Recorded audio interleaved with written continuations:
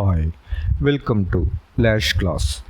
BA English 3rd semester Language in Actionile what is literature എന്ന ചാപ്റ്ററിലെ question answers ആണ് നമ്മൾ നോക്കുന്നത്. ഈ ചാപ്റ്ററിൻ്റെ സമ്മറിയുടെ വീഡിയോ സെപ്പറേറ്റ് ആയിട്ട് നമ്മൾ ചെയ്തിട്ടുണ്ട്. അത് പ്ലേലിസ്റ്റിൽ അവൈലബിൾ ആയിരിക്കും. ഇവിടെ നമ്മൾ ഈ ചാപ്റ്ററിലെ short questions, paragraph, essay questions എന്നിവയ്ക്കുള്ള നോട്ട്സ് ആണ് പ്രൊവൈഡ് ചെയ്യുന്നത്. ആദ്യം നമുക്കിതിലെ ഷോർട്ട് ക്വസ്റ്റ്യൻസ് നോക്കാം. Why does Eagleton argue that defining literature as imaginative writing is insufficient? എന്തുകൊണ്ടാണ് ഈഗിൾട്ടൺ ലിറ്ററേച്ചറിനെ ഇമാജിനേറ്റീവ് റൈറ്റിംഗ് അല്ലെങ്കിൽ സങ്കല്പിച്ചിട്ടുള്ള എഴുത്ത് എന്ന ഒരു ഡെഫിനേഷൻ ഇൻസഫിഷ്യൻ്റ് ആണ്, അപര്യാപ്തമാണെന്ന് പറയുന്നത്? Eagleton argues that many texts widely considered literary, such as essays, sermons, letters, and philosophical treatises, are not fictional. Eagleton പറയുന്നത് നമ്മൾ ലിറ്ററേച്ചറായിട്ട് കണക്കാക്കുന്ന പല വർക്കുകൾ, ഉദാഹരണത്തിന് എസ്സേ, ഫ്രാൻസിസ് ബേക്കനെ പോലെയൊക്കെയുള്ള ഒരു പ്രത്യേക ലാംഗ്വേജിൽ എസ്സേ എഴുതുന്ന ആളുകൾ, അതുപോലെ തന്നെ സെർമൺ, മതപരമായിട്ടുള്ള റൈറ്റിങ്സ്, പിന്നെ ലെറ്റേഴ്സ്, നമ്മൾ ഫ്രാൻസ് കാഫ്കയുടെ ലെറ്റേഴ്സ്, അല്ലെങ്കിൽ വിൻസെൻ്റ് വാൻഗോഗിൻ്റെ ലെറ്റേഴ്സ്, അതും അല്ലെങ്കിൽ നമ്മുടെ ആൻ ഫ്രാങ്കിൻ്റെ ഡയറി കുറിപ്പുകൾ പോലെയുള്ള അത്തരം കാര്യങ്ങളൊക്കെയും, പിന്നെ ഫിലോസഫിക്കൽ ട്രീറ്റീസ്, പല ഫിലോസഫേഴ്സിൻ്റെയും റൈറ്റിംഗ് ഒക്കെ നമ്മൾ ലിറ്ററേച്ചറായിട്ട് കണക്കാക്കുന്നുണ്ട്. പക്ഷേ അവയൊന്നും തന്നെ ഫിക്ഷണലല്ല, അല്ലെങ്കിൽ സാങ്കല്പികമായിട്ട് എഴുതുന്നതല്ല. At the same time, some fictional works like comic books are excluded from the literary canon.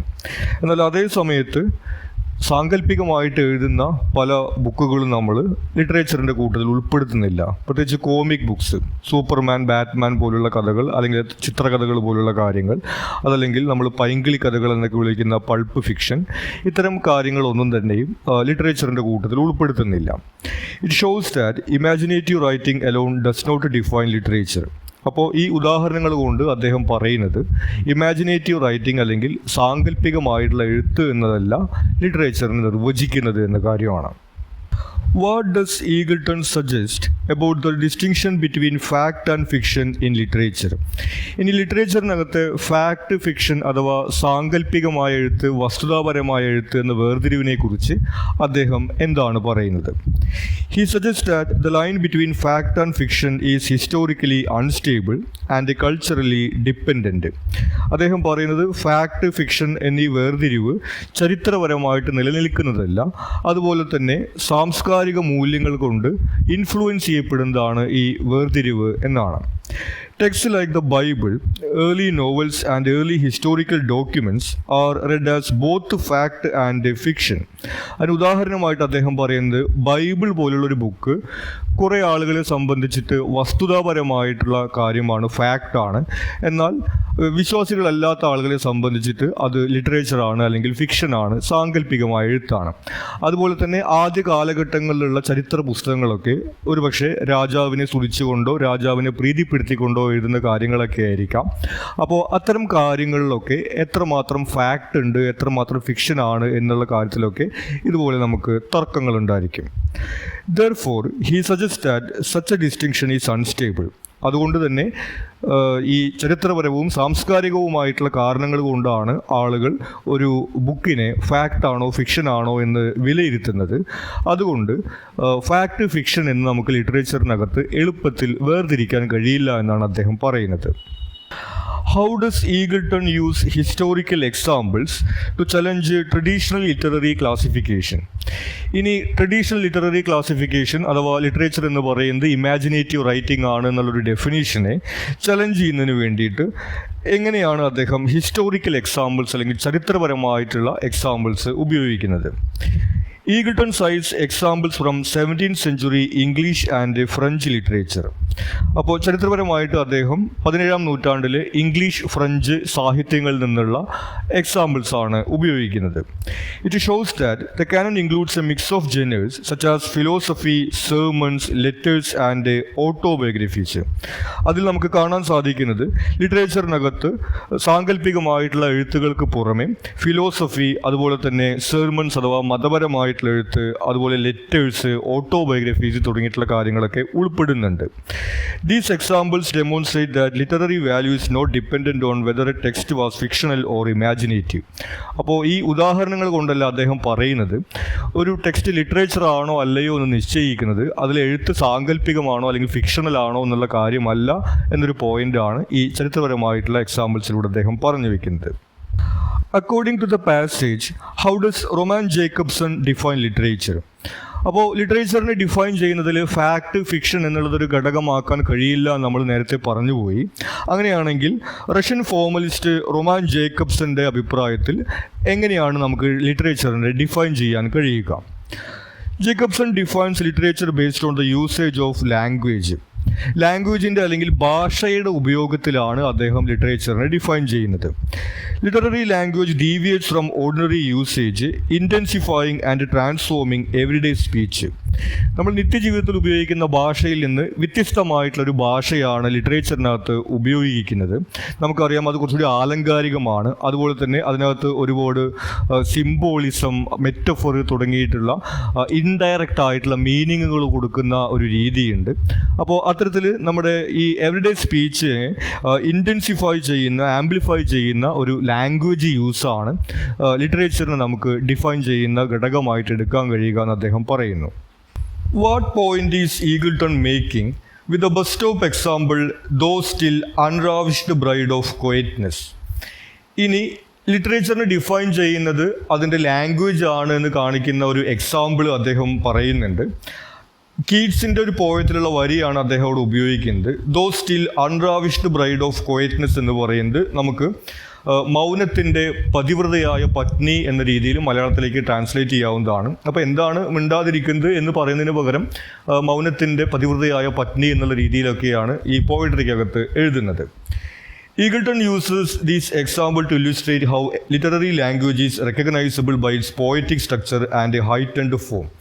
അപ്പോൾ നമ്മുടെ നിത്യജീവിതത്തിൽ ഉപയോഗിക്കുന്ന ഭാഷയിൽ നിന്ന് എങ്ങനെയാണ് സാഹിത്യത്തിലെ ഭാഷ വ്യത്യസ്തപ്പെട്ടിരിക്കുന്നത് എന്നുള്ളൊരു ഉദാഹരണമായിട്ടാണ് അദ്ദേഹം ഇത് ഉപയോഗിക്കുന്നത്. Such a language stands apart from ordinary speech, signaling the presence of the literary through its stylistic feature. അപ്പോൾ ഈ ഒരു ലാംഗ്വേജ് യൂസിൻ്റെ സ്റ്റൈലിസ്റ്റിക് ഫീച്ചർ കൊണ്ട് അത് നമ്മൾ നിത്യജീവിതത്തിൽ ഉപയോഗിക്കുന്ന ഭാഷയല്ല, കുറച്ചുകൂടി ഇൻറ്റൻസിഫൈഡ് ആയിട്ടുള്ളൊരു ലാംഗ്വേജ് ആണെന്നുള്ള കാര്യം നമുക്ക് മനസ്സിലാക്കാൻ സാധിക്കുന്നുണ്ട്. അപ്പോൾ ഇത് കേൾക്കുന്ന സമയത്ത് തന്നെ നമുക്കത് സാഹിത്യമാണ്, ലിറ്ററേച്ചറാണെന്ന് മനസ്സിലാക്കാൻ സാധിക്കുമെന്നാണ് അദ്ദേഹം ഈ എക്സാമ്പിൾ കൊണ്ട് പറയുന്നത്.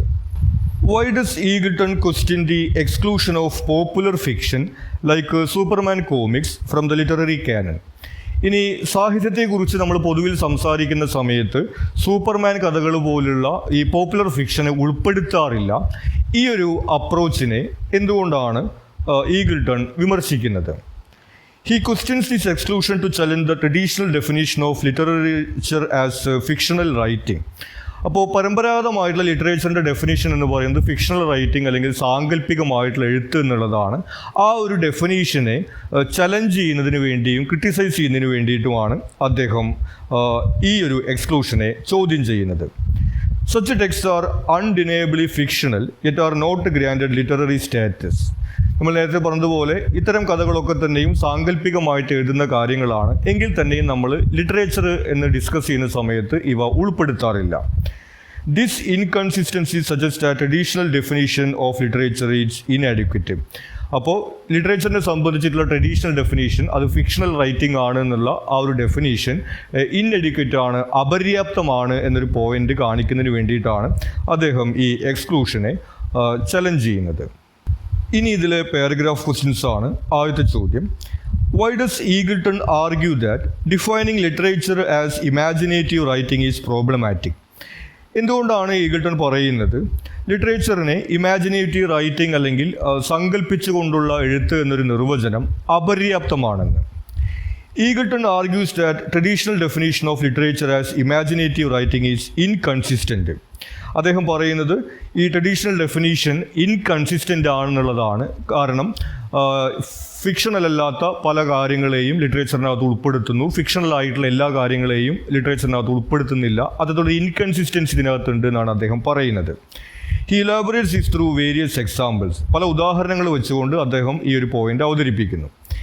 Many literary works such as essays, sermons, letters and philosophical writings are non-fictional. പല എസ്സേകളും അതുപോലെ തന്നെ സെർമൺസ് അല്ലെങ്കിൽ മതപരമായിട്ടുള്ള റൈറ്റിങ്സ്, അതുപോലെ തന്നെ ലെറ്റേഴ്സ്, അതുപോലെ ഫിലോസഫിക്കൽ റൈറ്റിങ്സ്, പിന്നെ ഓട്ടോബയോഗ്രഫി, പിന്നെ നമ്മൾ പറഞ്ഞു ആൻ ഫ്രാങ്കിൻ്റേത് പോലുള്ള ഡയറി കുറിപ്പുകൾ തുടങ്ങിയിട്ടുള്ള കാര്യങ്ങളെല്ലാം തന്നെയും നമ്മൾ ലിറ്ററേച്ചറിൻ്റെ കൂട്ടത്തിൽ ഉൾപ്പെടുത്തുന്നുണ്ട്. പക്ഷേ അവയൊന്നും തന്നെ ഫിക്ഷണൽ അല്ല, അല്ലെങ്കിൽ സാങ്കല്പികമായിട്ട് എഴുതുന്ന കാര്യങ്ങളല്ല. Similarly, many fictional works like pulp romances or comic books are excluded from the literary canon. ഇതേപോലെ തന്നെ ഫിക്ഷണൽ ആയിട്ട് അല്ലെങ്കിൽ സാങ്കല്പികമായിട്ട് വരുന്ന കഥകളായിട്ട് തന്നെ വരുന്ന പൾപ്പ് റൊമാൻസസ്, അല്ലെങ്കിൽ നമ്മൾ പൈങ്കിളി കഥകൾ എന്ന് പറയുന്ന സാഹിത്യം, അതുപോലെ തന്നെ കോമിക് ബുക്സ്, നമ്മുടെ സൂപ്പർമാൻ, ബാറ്റ്മാൻ പോലുള്ള കഥകൾ, ഇത്തരം കാര്യങ്ങളെ ഒന്നും തന്നെ ലിറ്ററേച്ചറിൻ്റെ കൂട്ടത്തിൽ ഉൾപ്പെടുത്തുന്നുമില്ല. This inconsistency shows that defining literature as imaginative writing is problematic. അപ്പോൾ ഈ ഒരു ഇൻകൺസിസ്റ്റൻസി കൊണ്ടാണ് ലിറ്ററേച്ചറിനകത്ത് ഉൾപ്പെടുന്ന എല്ലാ കാര്യങ്ങളും ഫിക്ഷണൽ അല്ല, എന്നാൽ ഫിക്ഷണൽ ആയിട്ടുള്ള എല്ലാ കാര്യങ്ങളും ലിറ്ററേച്ചറിനകത്ത് ഉൾപ്പെടുന്നുമില്ല. ഈ ഒരു ഇൻകൺസിസ്റ്റൻസി കൊണ്ടാണ് അദ്ദേഹം ഈ ഒരു ട്രഡീഷണൽ ഡെഫിനിഷൻ പ്രോബ്ലമാറ്റിക് ആണെന്ന് പറയുന്നത്. How does Eagleton challenge the idea that literature can be clearly separated into fact and fiction? ഇനി ലിറ്ററേച്ചറിന് ഫാക്ട്, ഫിക്ഷൻ അല്ലെങ്കിൽ സാങ്കല്പികം, വസ്തുതാപരം എന്ന് വേർതിരിക്കാൻ കഴിയുമെന്ന ആശയത്തെ ഈഗിൾട്ടൺ എങ്ങനെയാണ് ചലഞ്ച് ചെയ്യുന്നത്?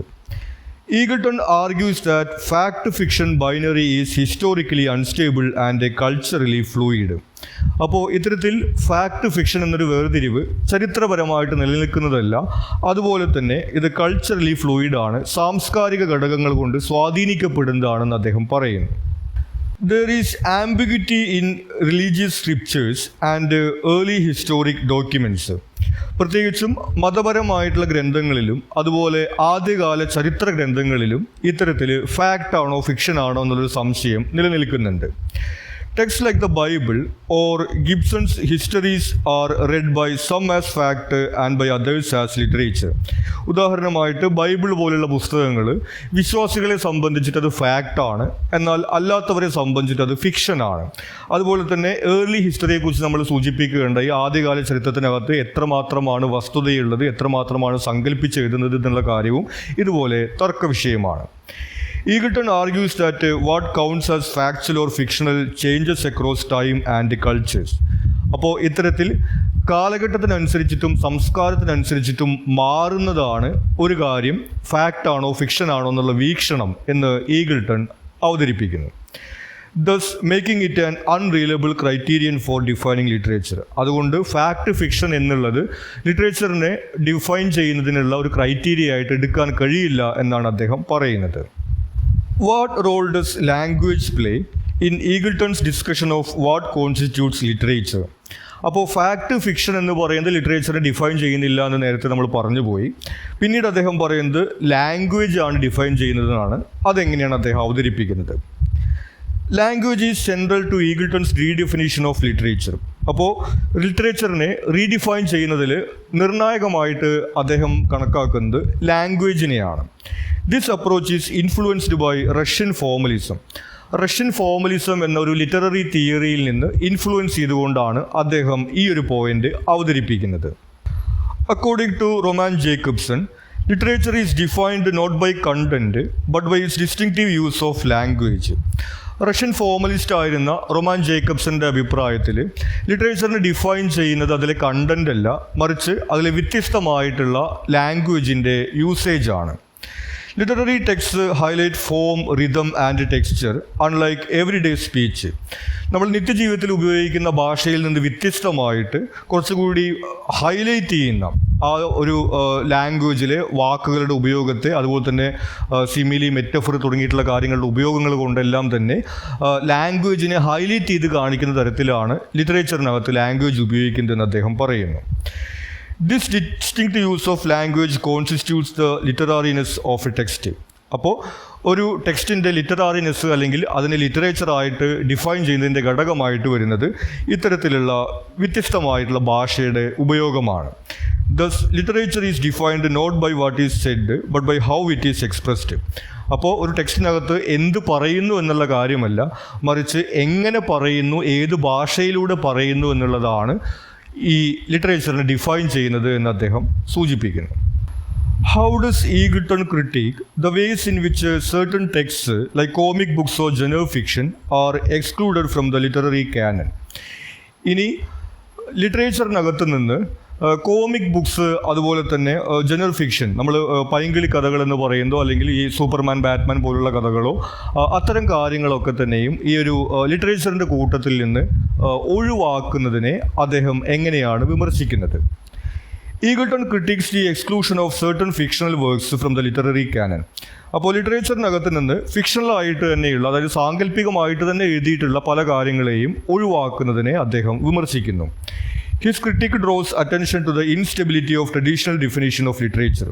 അദ്ദേഹത്തിൻ്റെ ഒരു വിമർശനം ഈ ട്രഡീഷണൽ ഡെഫിനേഷൻ്റെ ഇൻസ്റ്റെബിലിറ്റി ഹൈലൈറ്റ് ചെയ്ത് കാണിക്കുന്നതിനാണ്. ട്രഡീഷണൽ ഡെഫിനേഷൻ നമ്മൾ നേരത്തെ പറഞ്ഞു, ഫിക്ഷണൽ അല്ലെങ്കിൽ ഇമാജിനേറ്റീവ്, സങ്കല്പിച്ചിട്ടുള്ള എഴുത്താണ് ലിറ്ററേച്ചർ എന്നുള്ളതാണ് ട്രഡീഷണൽ ഡെഫിനേഷൻ. അപ്പോൾ ആ ഒരു ഡെഫിനേഷൻ്റെ ഇൻസ്റ്റെബിലിറ്റി കാണിക്കുന്നതിന് വേണ്ടിയിട്ടാണ് അദ്ദേഹം ഈ ഒരു വിമർശനം ഉന്നയിക്കുന്നത്. He points out that works like Superman comics or pulp romances are fictional and imaginative, yet excluded from the canon. അപ്പോൾ അദ്ദേഹം സൂചിപ്പിക്കുന്നത് ഈ സൂപ്പർമാൻ കോമിക്സോ അല്ലെങ്കിൽ പൾപ്പ് റൊമാൻസസോ ആയിട്ടുള്ള കഥകളൊക്കെ തന്നെയും ഫിക്ഷണലാണ്, ഇമാജിനേറ്റീവ് ആണ്, അവയൊക്കെ തന്നെയും സാങ്കല്പികമായിട്ട് എഴുതുന്ന കഥകൾ തന്നെയാണ്.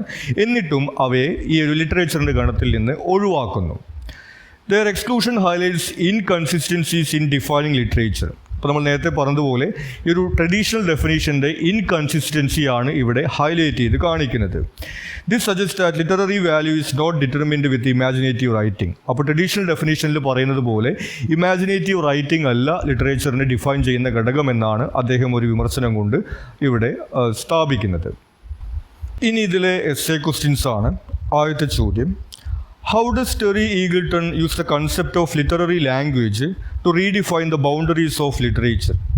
ഇനി ലിറ്ററേച്ചറിനെ റീഡിഫൈൻ ചെയ്യുന്നതിന് വേണ്ടിയിട്ട് ഈഗിൾട്ടൺ എങ്ങനെയാണ് ലിറ്റററി ലാംഗ്വേജ് എന്നുള്ളൊരു കൺസെപ്റ്റ് അവതരിപ്പിക്കുന്നത്? Eagleton argues that the traditional definition of literature is imaginative writing is inadequate. അപ്പോൾ ട്രഡീഷണൽ ഡെഫിനേഷൻ ആയിട്ടുള്ള ലിറ്ററേച്ചർ എന്ന് പറയുന്നത് ഇമാജിനേറ്റീവ് റൈറ്റിംഗ് ആണ്, അല്ലെങ്കിൽ സാങ്കല്പികമായിട്ടുള്ള എഴുത്താണെന്നുള്ള ഒരു ഡെഫിനേഷൻ ഇൻഅഡിക്വേറ്റ് ആണ്, അല്ലെങ്കിൽ അപര്യാപ്തമാണെന്ന് ഈഗിൾട്ടൺ വാദിക്കുന്നു. He shows that not all literature is fictional, such as in essays, letters and autobiographies. അപ്പോൾ അദ്ദേഹം അത് എക്സാമ്പിൾസ് വെച്ചുകൊണ്ട് കാണിക്കുന്നുണ്ട്. ഓട്ടോബയോഗ്രഫീസ്, ലെറ്റേഴ്സ്, എസ്സേസ് തുടങ്ങിയിട്ടുള്ള കാര്യങ്ങളെല്ലാം ലിറ്ററേച്ചറാണ്, പക്ഷെ അവയൊന്നും തന്നെ ഫിക്ഷണൽ അല്ല. Similarly, pulp romances and comic books are excluded from literary canon despite being fictional. അതേ സമയത്ത് തന്നെ കോമിക് ബുക്സും പൾപ്പ് റൊമാൻസസും എല്ലാം തന്നെ ഫിക്ഷണൽ ആയിട്ട് കൂടി ലിറ്ററേച്ചറിനകത്ത് ഉൾപ്പെടുത്തുന്നുമില്ല എന്ന കാര്യം അദ്ദേഹം സൂചിപ്പിക്കുന്നു. Therefore, he shifts the definition of literature from content to language.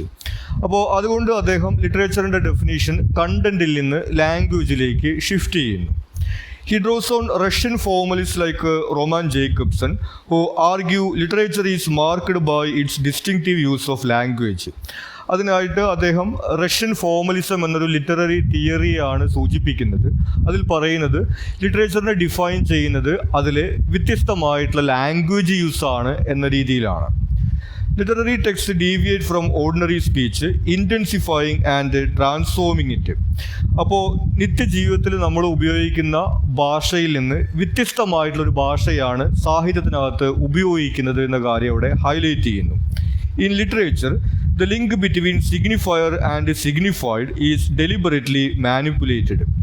ഇവിടെ സിഗ്നിഫൈഡ് എന്ന് പറയുന്നത് ഒരു വേർഡ്, ആ വേർഡിൻ്റെ മീനിങ് എന്ന കാര്യമാണ്.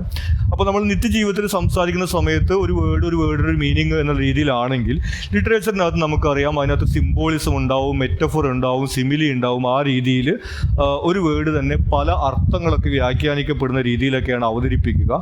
അത്തരത്തിൽ ഈ ഒരു സിഗ്നിഫൈഡ് അല്ലെങ്കിൽ വേർഡ് മീനിങ് എന്നുള്ള ആ ഒരു റിലേഷൻ ലിറ്ററേച്ചറിനകത്ത് മാനിപ്പുലേറ്റ് ചെയ്യപ്പെടുന്നതായിട്ട് നമുക്ക് കാണാൻ സാധിക്കും. He illustrates this with his bus stop example. ഇനി ഒരു ഉദാഹരണത്തോട് കൂടിയിട്ട് അദ്ദേഹം ഈ പോയിന്റ് അവതരിപ്പിക്കുന്നുണ്ട്. The phrase, though still unravished bride of quietness, is immediately identified as literature with its linguistic features. കീറ്റ്സിൻ്റെ പോയറ്റ് എന്നുള്ളൊരു വരിയാണ് അദ്ദേഹം ഉപയോഗിക്കുന്നത്. Thou still unravished bride of quietness നമുക്ക് ഏറെക്കുറെ മലയാളത്തിലേക്ക് മൗനത്തിൻ്റെ പതിവ്രതയായ പത്നി എന്ന് ട്രാൻസ്ലേറ്റ് ചെയ്യാൻ സാധിക്കും. അപ്പോൾ ആ ഒരു വരി കേൾക്കുമ്പോൾ തന്നെ നമുക്കത് ലിറ്ററേച്ചറാണെന്ന് മനസ്സിലാവുന്നത് അതിൻ്റെ വ്യത്യസ്തമായിട്ടുള്ള ഭാഷയുടെ ഉപയോഗമാണ് എന്ന് അദ്ദേഹം പറയുന്നു. Whereas the phrase the bus drivers are on strike is ordinary use of language. എന്നാൽ അതേ സമയത്ത് തന്നെ ബസ് സ്റ്റോപ്പിൽ നിൽക്കുന്ന സമയത്ത് ഇന്ന് ബസ് സമരമാണ് അല്ലെങ്കിൽ ബസ് ഡ്രൈവർമാർ സമരത്തിലാണ് എന്ന് പറയുന്ന ഒരു സെൻറ്റൻസ് നോർമൽ സ്പീച്ചാണ്. അതിനകത്ത് ലിറ്ററേച്ചർ ഇല്ല എന്നുള്ള കാര്യം നമുക്ക് കേൾക്കുമ്പോൾ തന്നെ മനസ്സിലാക്കാൻ സാധിക്കുന്നുണ്ട്. Eagleton argues that literary value lies in language instead of its content. അപ്പോൾ അദ്ദേഹം പറയുന്നത് ലിറ്റററി വാല്യൂ അല്ലെങ്കിൽ ലിറ്ററാറിനെസ് എന്ന് പറയുന്നത് അതിൻ്റെ ലാംഗ്വേജിലാണ് നിൽക്കുന്നത്, കണ്ടന്റിലല്ല എന്ന രീതിയിലാണ്. This broadens the boundaries of literature and resist rigid definitions based on content. അപ്പോൾ ഇത് ലിറ്ററേച്ചറിൻ്റെ ബൗണ്ടറിയെ ബ്രോഡൻ ചെയ്യുന്നു. അതായത് എന്തെല്ലാം കാര്യങ്ങൾ നമുക്ക് ലിറ്ററേച്ചറായിട്ട് ഉൾപ്പെടുത്താൻ സാധിക്കില്ല എന്നുള്ള ഒരു ബൗണ്ടറി ഇവിടെ ബ്രോഡൻ ചെയ്യുന്നതായിട്ട് നമുക്ക് കാണാൻ സാധിക്കും. നമ്മൾ നേരത്തെ പറഞ്ഞ പോലെ എസ്സേ, ലെറ്റേഴ്സ്, ഡയറി തുടങ്ങിയിട്ടുള്ള കാര്യങ്ങളൊക്കെ തന്നെയും നമുക്ക് നല്ല ഭാഷയിൽ എഴുതിയിട്ടുള്ള കാര്യങ്ങളാണെങ്കിൽ ലിറ്ററേച്ചറായിട്ട് ഡിഫൈൻ ചെയ്യാൻ പറ്റുന്ന രീതിയിൽ അതിൻ്റെ ബൗണ്ടറി ബ്രോഡൻ ചെയ്യുന്നതായിട്ട് നമുക്ക് കാണാം. ഇനി ഇതിലെ last question, how does Eagleton's discussion of historical and cultural context complicate the definition of literature? ഇനി ലിറ്ററേച്ചറിൻ്റെ ഡെഫിനേഷനെ സംബന്ധിച്ചുള്ള ഡിസ്കഷനിൽ അദ്ദേഹം ചരിത്രപരവും സാംസ്കാരികവുമായിട്ടുള്ള പശ്ചാത്തലത്തെക്കുറിച്ച് സൂചിപ്പിക്കുന്നുണ്ട്. അത് ലിറ്ററേച്ചറിൻ്റെ ഡെഫിനേഷനെ എങ്ങനെയാണ് കോംപ്ലിക്കേറ്റഡ് ആക്കുന്നത്? Eagleton argues that literature cannot be defined based on its content being fiction or fact. അപ്പോൾ Eagleton ആദ്യം പറയുന്നത് ലിറ്ററേച്ചറിനെ ഫാക്ട്, ഫിക്ഷൻ എന്ന രീതിയിൽ അതിനെ കണ്ടന്റ് ബേസ് ചെയ്തുകൊണ്ട് ഡിഫൈൻ ചെയ്യാൻ സാധിക്കില്ല എന്നാണ്. He further emphasizes this difficulty of classifying a text as fact or fiction. ഇതുകൂടാതെ ഒരു ടെക്സ്റ്റിനെ ഫാക്റ്റാണോ ഫിക്ഷനാണോ എന്ന് പോലും നമുക്ക് പറയാൻ സാധിക്കില്ല എന്നുള്ള ഒരു പ്രയാസത്തെക്കുറിച്ച് അദ്ദേഹം സൂചിപ്പിക്കുന്നു. ഫാക്റ്റാണോ ഫിക്ഷനാണോ എന്ന് ആദ്യം പറഞ്ഞാലാണ് നമുക്ക് അതിൻ്റെ അടിസ്ഥാനത്തിൽ ലിറ്ററേച്ചർ ആണോ അല്ലയോ എന്ന് പറയാൻ വേണ്ടി സാധിക്കൂ. അപ്പോൾ ലിറ്ററേച്ചർ ആണോ അല്ലയോ എന്ന് പറയുന്നതിന് മുമ്പ് നമുക്ക് ഫാക്റ്റാണോ ഫിക്ഷനാണോ എന്ന് പോലും പറയാൻ സാധിക്കില്ല എന്നൊരു പോയിൻ്റാണ് അദ്ദേഹം അവതരിപ്പിക്കുന്നത്. It complicates simple definitions of literature based on content. അപ്പോൾ കണ്ടന്റിൻ്റെ അടിസ്ഥാനത്തിൽ ഇമാജിനേറ്റീവ് റൈറ്റിംഗ്, ഫിക്ഷൻ എന്നുള്ള കണ്ടന്റിൻ്റെ അടിസ്ഥാനത്തിലുള്ള ലിറ്ററേച്ചറിൻ്റെ ട്രഡീഷണൽ ആയിട്ടുള്ള ഈ ഒരു സിമ്പിൾ ഡെഫിനേഷനെ കോംപ്ലിക്കേറ്റഡ് ആക്കുന്നു. 17th century English and French literature includes letters, moral reflections and theological works. ഇനി ഇതിൻ്റെ എക്സാമ്പിൾസ് ഒക്കെ അദ്ദേഹം പറയുന്നുണ്ട്. 17ാം നൂറ്റാണ്ടിലെ ഇംഗ്ലീഷ് ഫ്രഞ്ച് സാഹിത്യത്തിനകത്ത് ഉൾപ്പെടുത്തിയിട്ടുള്ള പല കാര്യങ്ങളും ഫിക്ഷണൽ ആയിട്ടുള്ള കാര്യങ്ങളല്ല. അതിനകത്ത് ലെറ്റേഴ്സ് വരുന്നുണ്ട്, എസ്സേസ് വരുന്നുണ്ട്, ഓട്ടോബയോഗ്രഫീസ് വരുന്നുണ്ട്, റിലീജിയസ് ആയിട്ടുള്ള റൈറ്റിംഗ് ഒക്കെ വരുന്നുണ്ട്. These examples show that classification does not depend on genre or style but historical judgment. അപ്പോൾ അദ്ദേഹം പറയുന്നത് ചരിത്രപരമായിട്ട് തന്നെ ഇത്തരത്തിൽ കണ്ടന്റ് നോക്കിക്കൊണ്ടല്ല ലിറ്ററേച്ചറിനെ ഡിഫൈൻ ചെയ്യുന്നത്, മറിച്ച് വേറെ എന്തോ ഒരു ക്വാളിറ്റിയാണ് ലിറ്ററേച്ചർ ആക്കുന്നത് എന്നൊരു പോയിന്റാണ് അദ്ദേഹം മുന്നോട്ട് വയ്ക്കുന്നത്. He notes that distinction between fact and fiction is historically unstable and culturally influenced. ഇതുകൂടാതെ ഫാക്ട്, ഫിക്ഷൻ എന്നുള്ളൊരു വേർതിരിവ് ചരിത്രപരമായിട്ട് നിലനിൽക്കുന്നതല്ല, അതുപോലെ തന്നെ സാംസ്കാരികമായിട്ട് ഇൻഫ്ലുവൻസ് ചെയ്യപ്പെടുന്ന എന്നുള്ള കാര്യം കൂടി അദ്ദേഹം അവതരിപ്പിക്കുന്നു. What counts as fact and fiction varies across societies and time. ഒരു കാര്യത്തെ ഫാക്റ്റ് ആണോ ഫിക്ഷൻ ആണോ എന്ന് നിർവചിക്കുന്നത് കാലഘട്ടത്തിനനുസരിച്ചിട്ടും സംസ്കാരങ്ങൾക്കനുസരിച്ചിട്ടും മാറ്റം വരുന്ന കാര്യമാണെന്ന് അദ്ദേഹം ഓർമ്മിപ്പിക്കുന്നു. In the early modern period, novel referred to both factual and fictional accounts. ഇതിന് എക്സാമ്പിൾസ് ആയിട്ട് അദ്ദേഹം പറയുന്നത് നോവൽ എന്ന പദം മോഡേൺ ഇംഗ്ലീഷിൽ അല്ലെങ്കിൽ ആദ്യകാല ഇംഗ്ലീഷിൽ ഒരേ സമയത്ത് ഫാക്റ്റിനെയും ഫിക്ഷനെയും സൂചിപ്പിക്കാൻ വേണ്ടി ഉപയോഗിച്ചിരുന്നു. News writing itself was unreliable and stylised, blurring the boundaries of fact and fiction. ഇതുകൂടാതെ ന്യൂസ് റിപ്പോർട്ടിങ്ങിനകത്തൊക്കെയുള്ള എഴുത്തെന്ന് പറയുന്നത് പൂർണ്ണമായിട്ടും ഫാക്റ്റ് ആണെന്ന് പറയാൻ വേണ്ടി സാധിക്കില്ല. അതിനകത്ത് നമ്മൾ പൊലിപ്പിച്ച് കാണിക്കാനൊക്കെ പറയുന്ന പോലെ സ്റ്റൈലൈസ്ഡ് ആയിട്ട് എഴുതുന്നതും ഒരു നരേറ്റീവ് ഉണ്ടാക്കുന്നതുമായിട്ടുള്ള കാര്യങ്ങളൊക്കെ കൊണ്ട് തന്നെ ഫാക്റ്റും ഫിക്ഷനും കൂടി മിക്സ്ഡ് ആയിട്ട് വരുന്ന രീതിയിലൊക്കെയാണ് ആദ്യകാലങ്ങളിൽ ഉണ്ടായിരുന്നത്. Texts like the Bible or Gibson's Decline and Fall are read as fact by some and fiction by others. ഇതിൻ്റെ എക്സാമ്പിൾസ് ആയിട്ട് അദ്ദേഹം അവതരിപ്പിക്കുന്നത് റിലീജിയസ് സ്ക്രിപ്റ്റേഴ്സും അതുപോലെ തന്നെ ഏർലി ഹിസ്റ്റോറിക്കൽ ഡോക്യുമെൻസുമാണ്. അപ്പോൾ ബൈബിൾ പോലുള്ള പുസ്തകങ്ങളൊക്കെ വിശ്വാസികളായിട്ടുള്ള ആളുകളെ സംബന്ധിച്ചിട്ട് ഫാക്റ്റാണ്, അല്ലാത്ത ആളുകളെ സംബന്ധിച്ചിട്ട് ഫിക്ഷനാണ്. അതുപോലെ തന്നെ ആദ്യകാല ചരിത്ര രേഖകളൊക്കെ തന്നെയും എഴുതപ്പെട്ടിരിക്കുന്നത് എത്രമാത്രം ഫാക്റ്റാണ് എത്രമാത്രം ഫിക്ഷൻ ആണെന്നുള്ളതിലൊക്കെ തർക്കമുണ്ട്. നമ്മൾ പലതവണ സൂചിപ്പിച്ചു പോയിരുന്നു, ആദ്യകാലത്തെ ചരിത്രം എന്നൊക്കെ പറയുന്നത് വിജയിക്കുന്നവരുടെ ചരിത്രമാണ്. അപ്പോൾ രാജാക്കന്മാരെ പ്രീതിപ്പെടുത്തിക്കൊണ്ടും മറ്റൊക്കെയുള്ള തരത്തിൽ എഴുത്തായിരിക്കും. അപ്പോൾ അതിനകത്ത് എത്രമാത്രം ഫാക്ട് ഫിക്ഷൻ എന്നുള്ള കാര്യമൊക്കെ ഇപ്പോൾ തർക്കവിധേയമായിട്ടുള്ള കാര്യങ്ങളാണ്. This shows the distinction between fact and fiction is not straightforward. അപ്പോൾ നമുക്ക് ഒരു ടെക്സ്റ്റിനെ ഫാക്ട് എന്നോ ഫിക്ഷൻ എന്നോ വേർതിരിക്കാൻ അങ്ങനെ എളുപ്പത്തിൽ കഴിയില്ല എന്നൊരു കാര്യം ഇവിടെ അവതരിപ്പിക്കപ്പെടുന്നു. These arguments complicate the definition of literature based on content. അപ്പോൾ അതിൻ്റെ കണ്ടന്റിൻ്റെ ഫാക്ട് ഫിക്ഷൻ എന്നുള്ള കണ്ടന്റിൻ്റെ അടിസ്ഥാനത്തിൽ ലിറ്ററേച്ചറിനെ ഡിഫൈൻ ചെയ്യുന്നത് എളുപ്പമല്ല എന്നൊരു കാര്യം ഇവിടെ അവതരിപ്പിക്കപ്പെടുന്നു. It eventually leads to a shift in focus to literary language. അങ്ങനെയാണ് അദ്ദേഹം ഈ കണ്ടന്റിൽ നിന്നുള്ള ഫോക്കസ് മാറ്റിക്കൊണ്ട് ലാംഗ്വേജിലേക്ക് ഫോക്കസ് ചെയ്തുകൊണ്ട് ലിറ്ററേച്ചറിനെ ഡിഫൈൻ ചെയ്യുന്നതിലേക്ക് പോകുന്നത്. ഇത്രയാണ് ഈ ഒരു ചാപ്റ്ററുമായി ബന്ധപ്പെട്ട് നമുക്ക് ഇമ്പോർട്ടൻ്റ് ആയിട്ട് വരുന്നത്. നിങ്ങൾക്ക് മറ്റെന്തെങ്കിലും സംശയങ്ങളോ സജഷൻസോ ഉണ്ടെങ്കിൽ നിങ്ങൾ കമൻറ്റ് ചെയ്യുക. കൂടാതെ ചാനൽ നിങ്ങളൊരു സബ്സ്ക്രൈബ് ചെയ്തിട്ടില്ലെങ്കിൽ സബ്സ്ക്രൈബ് ചെയ്യുക. Thank you.